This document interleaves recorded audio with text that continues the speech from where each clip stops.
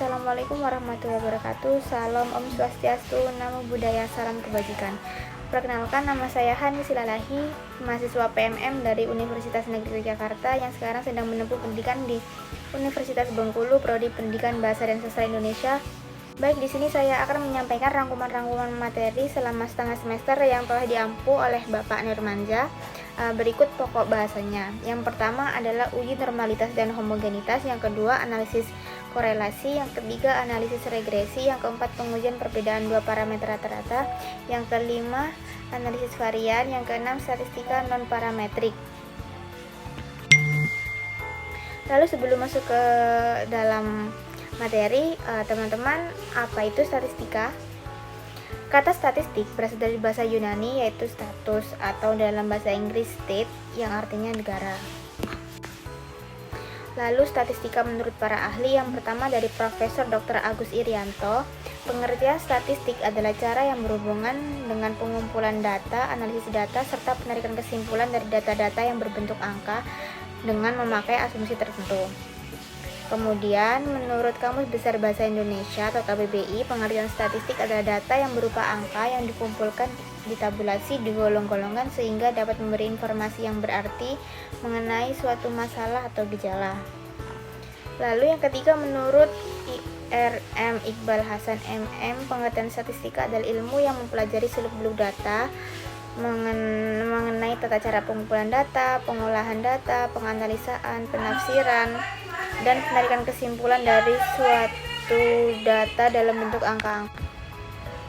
Secara garis besar, statistik dapat digolongkan berdasarkan yang pertama orientasi pembahasan, yang kedua berdasarkan fase atau tujuan analisisnya, yang ketiga dilihat dari asumsi distribusi populasi data yang dianalisis, yang keempat berdasarkan jumlah variabel terikat. Lalu masuk ke materi yang pertama adalah uji normalitas dan homogenitas. Sebagai persyaratan untuk pengujian hipotesis pada statistik inferensial, dilakukan pengujian data asumsi distribusi normal dan homogenitas.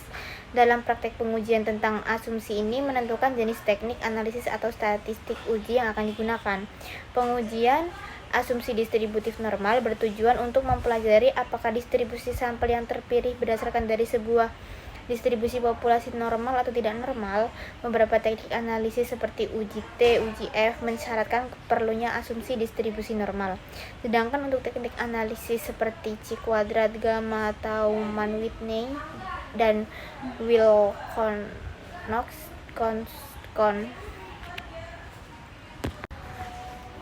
dan Wilcoxon tidak membutuhkan asumsi distribusi normal atau bebas distribusi. Lalu B, analisis korelasi. Analisis korelasi merupakan studi yang membahas tentang derajat seberapa kuat hubungan antara dua variabel atau lebih. Ukuran derajat hubungan disebut koefisien korelasi. Sederhananya, analisis korelasi merupakan cara untuk mengetahui ada tidaknya hubungan antar variabel.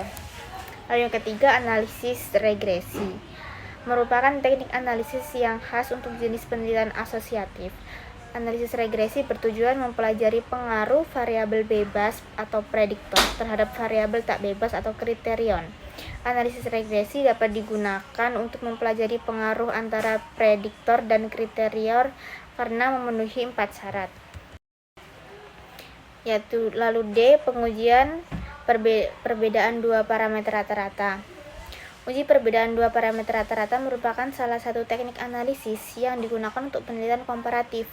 Pengujian hipotesis tentang perbedaan dua parameter rata-rata bertujuan mempelajari perbedaan rata-rata variabel kriterium dari dua kelompok atau yang dapat diklasifikasikan menjadi dua kelompok. E, analisis variance. Analisis variance dalam bahasa Inggris analysis of variance, disingkat ANOVA. Analisis varian merupakan teknik analisis untuk penelitian komparatif. Analisis varian bertujuan untuk menguji hipotesis yang menyatakan perbedaan parameter rata-rata variabel kriterium untuk lebih dari dua kelompok sampel, baik dalam penelitian eksperimen dengan rancangan sampel random mix design atau group within treatment design maupun dalam penelitian ex post facto atau kasual komparatif.